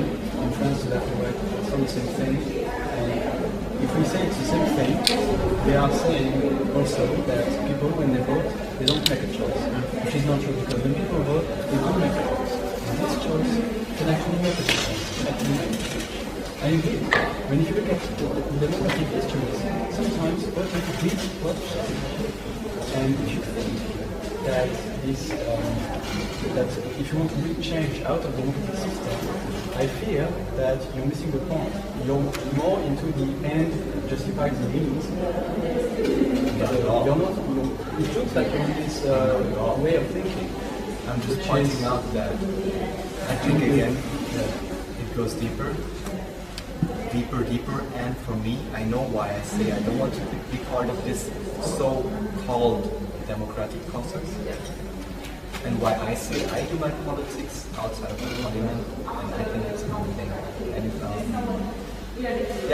basically just because I think that there's a dialectic, like we said, maybe, and that's the reason why I also don't think it's dangerous to do anything outside of it. You know, I'm not hurting anyone or anything, and it's just the only difference is that I'm not accepting the structurally offered way of affecting change, which is this so-called parliamentary democratic process. I don't accept it, and I don't want to be part of this. I described it as well, yes, that's okay. And I think it hurts other people to discredit it. When you say it's all the same, then other people are not going to think their change matters, and they're not going to. That's okay for me. If that's I'm just saying, if that's the message which is coming across, and it's probably the point, I'm fine with that. You can take it or leave it as you like. No problem. Do you know and I will not prevent you from voting, and also. Do you know anything about direct democracy? If he's going now, how do you thank him? Before you leave, I try somehow a good ending point to this part of this. I completely agree that it's always, in every aspect, important to differentiate, and it's not all bad. And it's not only the political system, it's also a part of culture and a set of beliefs and values, and what I have faith in is the libertarian aspect of every human being. What you pointed out, that we have people which are very intelligent and smart, and they had maybe other ideals before, 20 years before, they had other ideas than they have now, and they look back in their life and they say, wow, there's something new going on, and somebody is watching this video, and we have so many solutions just mentioned in our discussion. And so this is like somebody from any party can go out and say, damn, I don't want to do this anymore, and this is like individuals empowering themselves and then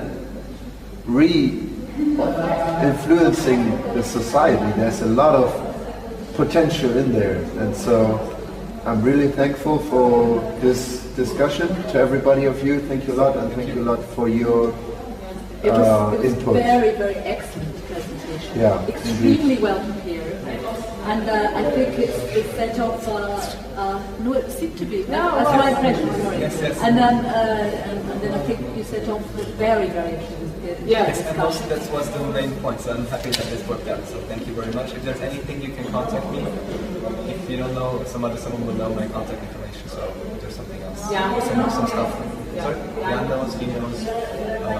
Could I also get one sentence? I do have the feel that something is trying to separate those, everything all the time, yeah?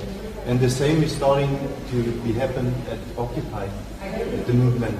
Occupy was something like a nothing, and a lot of groups stayed into this idea.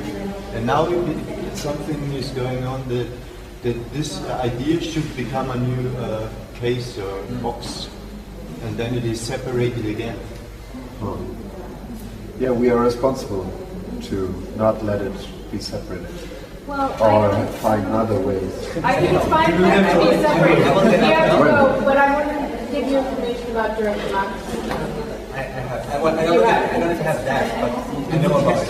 But in any case, he has my contact information, yeah, that's my contact information. I'll be glad also to just share your resources, anything you think is like interesting, whatever. Yes? So thank you. Thank you, Lars. Thank you. Thank you. You don't know anything about direct democracy. Thank you to everyone. Tomorrow I go away from Occupy. Did you say? Where did you go? Next Switzerland, huh? Yes, I know. Don't get frustrated by the fact that we have very different opinions. Yeah, don't let it frustrate you. So thank you very much. You have to go keep through discussing and keep talking, and something good will come out. Sure. Talking to you. Take care. Okay. Bye-bye. Bye-bye. Ciao. Thank you.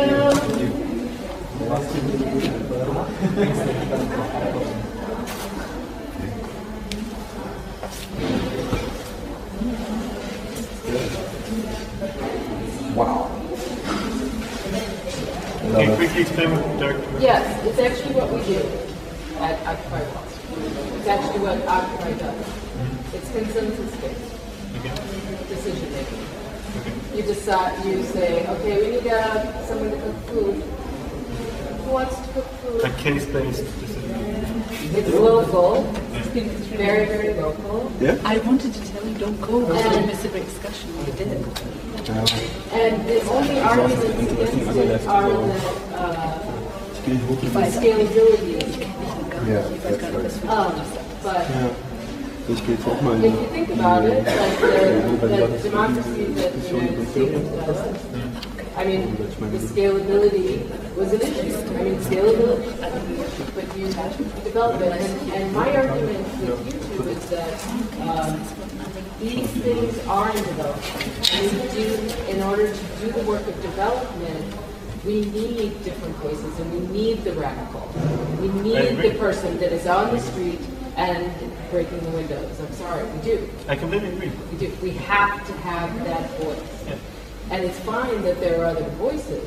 I'm happy that there are other voices, but I don't agree. I mean, I myself am one, but I completely agree, and I think that's important. I think this might be also your point of the separation. Like when we have our goal is here, and the current state is here, and the vision or the idealist may be here, then like the lighter solution is here and not here, right? It's not completely different, it's on the right way. And that's, I think, what is important. Like, we're not fighting against each other, we're all in the same direction. Some are more advanced and some are less advanced. There's the same dimension, so we shouldn't fight against each other. That does make sense. And not everybody is...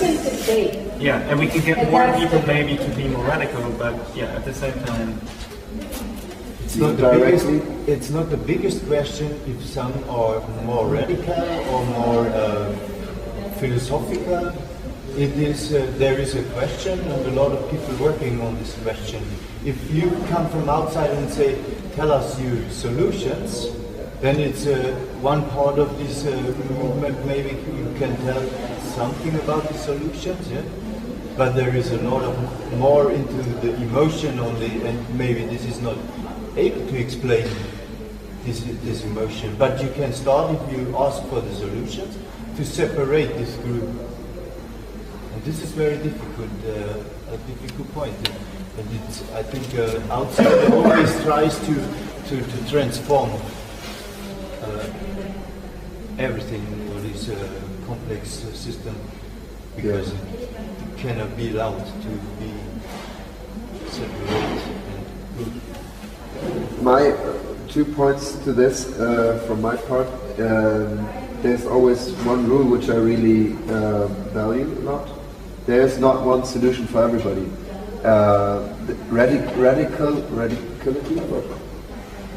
Radicality doesn't mean to be militant necessarily. It means to think radical or to feel, let your inner feelings come out and express it in the artwork. This is also a radical process. So everybody is good at something special, maybe not at a certain point, but we have all areas in which we can involve and ways we can work or not work, so everybody will find their structure. So that this as well with Occupy, it's not a party, it is not whatever, it's not a label. We are forced to live together under. It may change during the time, and people try to separate us, but then something new will come out of it, and people will involve in different contexts. So, yeah, they may try to separate us, but I think we will go for they will not separate us. A very interesting point. I wanted to actually answer to something previously, and then maybe I can come back to this. But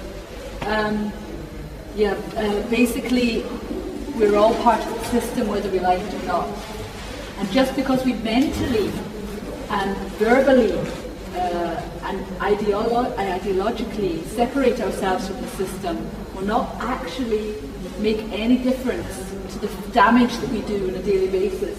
Just because we are part of the system. We are still part of the rich first world, we're still in an industrial nation, and unless we completely decide to radically stop using electricity, stop going to the supermarket, stop using anything at all, completely bow out, drop out from this moment, we will still be part of the system, just as the guys from Greenpeace, the school teachers, people making the curriculum, everybody are.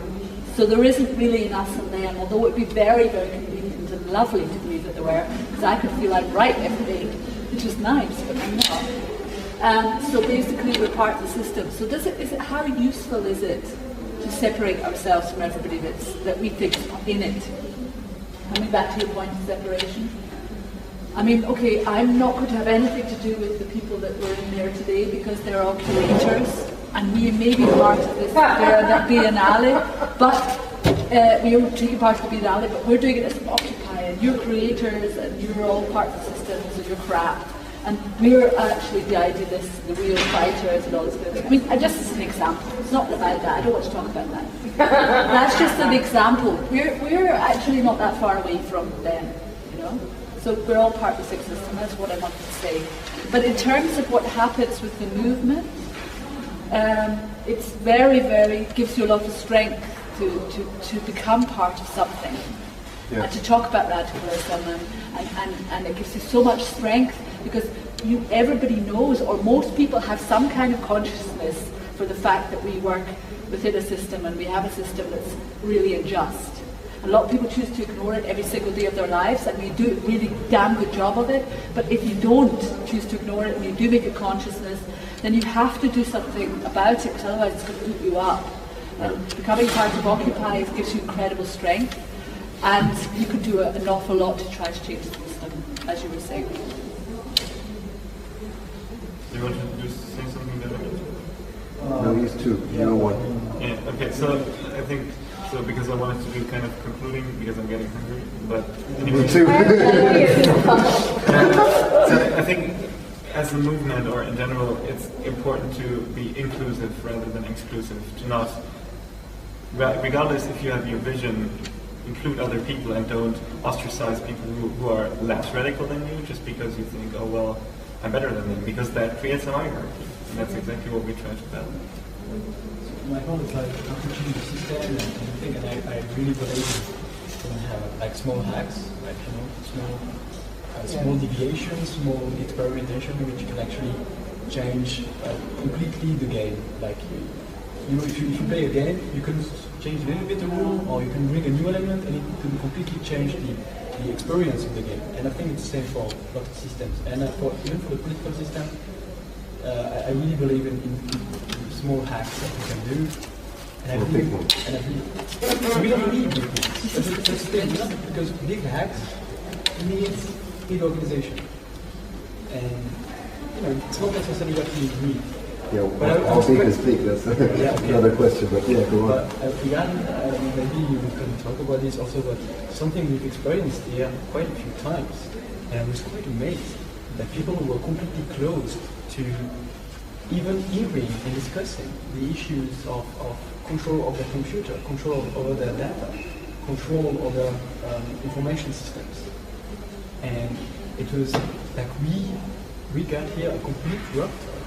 Like, I don't know what happened. Like maybe they were seeing us as putting ourselves in the power situation. Like maybe they thought we were trying to teach them how to use the computer, which was not the case at all. But that's something which really strikes me. Like something I really did not expect to feel here. And I don't know if you will think of this. What do you think of this issue? I don't understand it exactly. What did they do? What was their reaction? We had a couple of times people who just really didn't want to hear about it, like complete. No. What we basically wanted to do, so when people were, for instance, people were using Facebook and we were saying, hey, there's a thing that you can install an extension. Yeah, you install it on my Facebook. computer. Yeah, that Facebook doesn't track you, right? Yeah. So that was. I love it. Right? So, yes, I'm in love with both of you. Thank you. But then from other people, they're stupid and they'll die. we had this very rigorous, what do you call it? They were completely blocking, and that not amazed us, like in a negative way amazed us, because in this space, like, I mean, somewhere else you might expect it, but rather there's also no general experience regarding technology that people who know less about it, they're more interested than people who think they know more about it, but actually are completely oblivious. Or say, oh, well, I'm completely okay with that. Like, I'm okay with being interested. I don't understand what happened. So in a general assembly, someone blocked you guys, giving you like separation? No. Just personal. It's really striking. Maybe I can also. Okay, this is something that hurts also, yeah. If you realize that you are maybe observed, and this is what you wanted to tell about it, how sure is your work on the computer? This was the question. And some said, okay, I don't want to know. Everyone knows that this is a big problem, could be a big problem. And a problem hurts myself. So it tries to change my way in working. Yeah. So sometimes it is like you don't you know, but you realize it, but you don't give the chance for this to be really realized in your life, manifested, yeah, because it is something like you're manifesting this fear. In this moment, you can handle this. This maybe sometimes is also something about time. Yeah, you do have a richer time to handle this problem in a certain way. Yeah? Sure. You should say I don't hear it yet, and I realize very often that it is hard to hear it. We are blocking really hard sometimes. Sometimes we think it is a personal thing that we have to block. Someone don't like my way, and he want to criticize me very personally. Sometimes we are only a function, and we're talking from one function to another function. Hey, be careful. Yeah. Yeah, but the thing is, because this tracking is no discussion at all. Like, it's not like we were trying to do it. I don't care that he's using Windows or Facebook, or that he's like to get tracked on the web, or that he gives out that about him and his friends. I don't care. I mean, it's very. Everyone is entitled to their choice, and everyone. And whether he does it or not is not going to make a big difference to me. But what was really striking is just no discussion at all. And they were like... But was this towards the whole movement, or just towards... No, just because... Who was it? If it can happen, it sounds horrible. If it can happen with this How much? issue, but even though it's very important, what other subjects are we missing on that? What other things do we want to hear or we want to see here? I don't know. It's just a point before, really interesting, that you said that just through, or the other aspect of the same problem, that you said just a small application can make a big change. And I'm not a big expert on the internet or anything, but the idea that you could change a whole system by just pushing a trigger or a button or introducing an app, if you like, it's very good, because I'm some of these people that tend to put too much energy into something, which probably could have been done with a lot less. Yeah? I mean, and I love the idea. I love the idea that we can change the world just by getting together and doing a really intelligent action.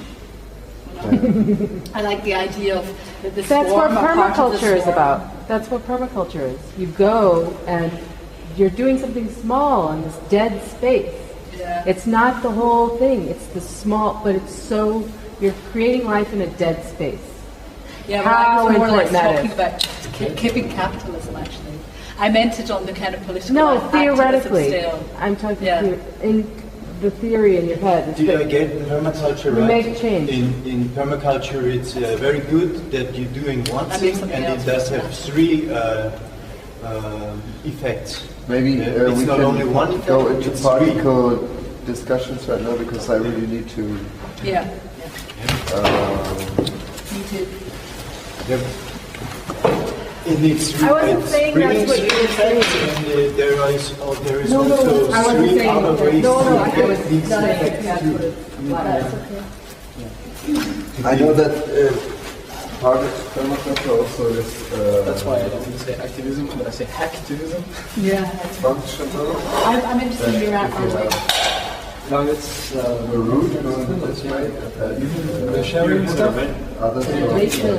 Oh no, the attraction stuff. Okay. No, I'm interested in this group of that you're talking about. So verteilt. It's very simple. It's just spread. Spread out. it adds a bit to One your networking attractions. Oh, that's nice. All the Yes. Google Analytics and Facebook tracking Right, all the because features that you can have on all websites. Right, It's because basically Facebook speech. So I still want to use it. Yeah, exactly. The only thing you will use is the like button. On other pages. Third-party Google and third-party Facebook. We are in the system at least. That's the thing. We want to make something better than in the system. We want to change the system. What if we control we are able to. I have no idea.